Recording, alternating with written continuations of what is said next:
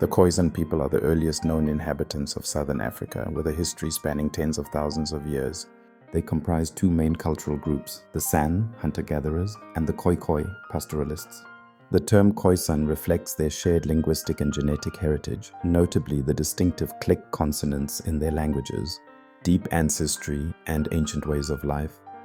Genetic and archaeological evidence indicates the Khoi-San ancestors are among the oldest lineages of modern humans, possibly present in southern Africa over 150,000 years ago. Their rich history is visible in thousands of rock art sites across South Africa, depicting their daily lives and spiritual beliefs. For millennia, the San lived as nomadic hunter-gatherers, expertly adapting to diverse environments.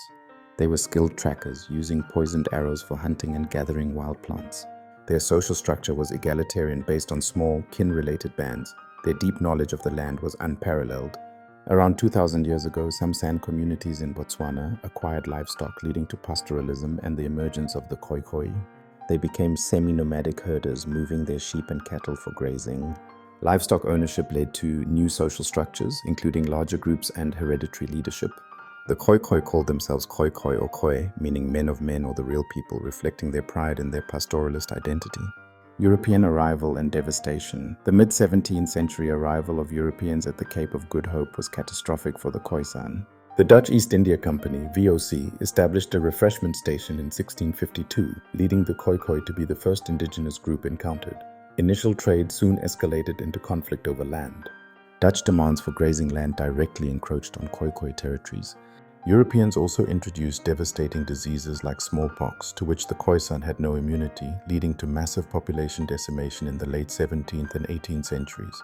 As colonial expansion continued, the Khoi-San faced systematic land dispossession, forced labor, and violence. The San, pejoratively called Bushmen by colonists, were hunted, their nomadic life deemed a threat. Many were enslaved or became farm laborers, losing their cultural identity. By the early 20th century, traditional Khoi-San lifestyles in South Africa were largely extinguished. Legacy and contemporary identity. Despite centuries of marginalization, the Khoi-San legacy remains profound. Their languages, especially the click consonants, significantly influenced isiXhosa and isiZulu. Their extensive environmental knowledge is a valuable cultural heritage. Today, while traditional lifestyles are mostly limited to isolated communities in the Kalahari, there's a growing movement in South Africa to reclaim Khoi-San identity and heritage. Descendants, often previously classified as colored under apartheid, are asserting their ancestral roots, seeking recognition and the revitalization of their languages, practices, and land rights. This process is crucial for acknowledging the deep and often painful history of South Africa's first peoples.